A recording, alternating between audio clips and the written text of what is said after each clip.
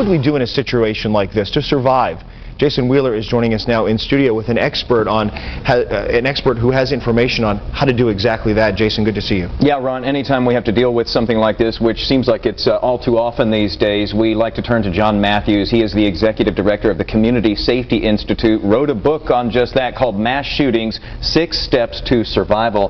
Thanks for being with us. Again, it's under terrible circumstances. Yep. We've pulled up a map here, John, of where this took place. We've got the Mandalay Bay Hotel here. It's 40 some odd stories high. The shooter was on the 32nd floor, roughly right in here. Right. And this is where the concert was taking place. Boy, he just had this crowd of 22,000 cornered. A large open area, but fenced off. 10, 12-foot fences all the way around it. They were trying to protect people going into the event, searching them, looking for weapons. The shooter knew, though, that they couldn't get out, that they were trapped in that area. And you saw video of people trying to scale that 10, 12-foot fence, trying to get out of there. We talk about that. You know, you mentioned that they put up this fence. Obviously, it's to keep people out who don't have tickets and so that they can control the entrances, maybe check people's bags, try to make sure that it's safe on the ground. We heard from the sheriff there in Clark County today saying that it looked like they did a good job staffing this up security-wise. Going forward for other music festivals, I mean, we've got Austin City Limits coming up the next couple of weekends down in Austin, and that's a far bigger crowd. What is their takeaway at this point? How do you secure We've that? got to prepare. We've got to prepare for instances like this, a shooter in a high position that can shoot down onto a crowd, a shooter that can ram a truckload of explosives into the crowd. You've got to have barriers, you've got to have protection. But there also has to be planning from the citizens. The people that attend the event need to know what to do if one of these circumstances happens. You've got to know how to protect yourself, how to protect your children, how to find cover, to stay away from the bullet fire, or to conceal yourself. So better planning, better preparation on everybody's part, including the general public that goes out to these events. So you can't just count on the authorities and the organizers here. We have seen video of people going into some of the tents. You say also get behind like vendor trucks, anything you can to protect yourself. You've been in law enforcement for decades, written many books, you've been an analyst for a long time, you've trained a lot of other people.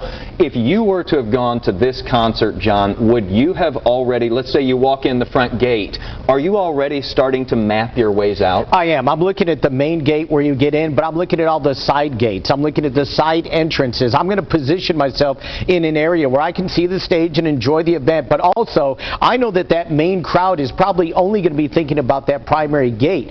You've got to protect yourself from 2 things here. 1, the shooter, and 2, the crowd when the chaos happens, when the panic sets in and everybody tries to get out that entrance they came in. If you have a different way out, if you can find cover, if you can conceal yourself under a vendor tent, and then you make your way out to a side street where the shooting's not occurring, you and your family are going to be much safer. Because, as you mentioned, the crowd can be almost as dangerous as the shots that are coming down, because if you get trampled... Thousands of people all trying to rush towards that exit. So one of the things that I tell people to do is look for a barrier, a stanchion, a large piece of equipment. Like you saw a lot of sound equipment set up.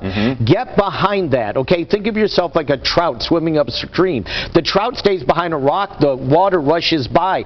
That crowd will go around you. You can grab your children, grab your loved one, stay there, stay put behind that protection. Also, that's probably going to protect you somewhat from bullets or from that shooter. If you do have the ability to run, you say do it in zigzags. If you run, you've got to stay low, you've got to zigzag, you've got to make that target, you, as hard to hit as possible by that shooter.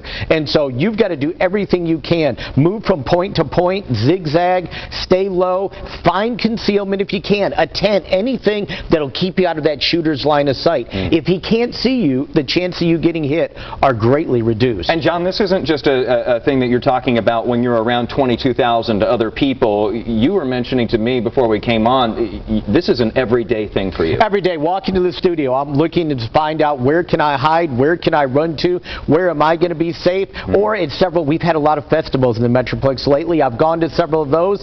I do the same thing. I may go in the front entrance with everybody else, but I look at where other escape routes are. I look where places to hide. Where are the brick buildings buildings where I can find cover, protection from bullets, and I talk to my kids. That's so important. Talk to your loved one. If something happens, this is where we're going to meet. Have a reunion site. Let your friends know, I'm going to protect you. This is what we're going to do. You really have to go into this with a lot of planning, and I know that you're a big advocate of this, where we actually train the general public. We see this all the time with law enforcement, where they're actually training for these mass casualty scenarios, these worst case scenarios, but we as regular folks, we don't go through that. We do it for earthquakes, we do it for tornado drills in schools, but we don't learn about things like this. You think we can. We've got great CPR programs, right? We have all kinds of mass education programs out there.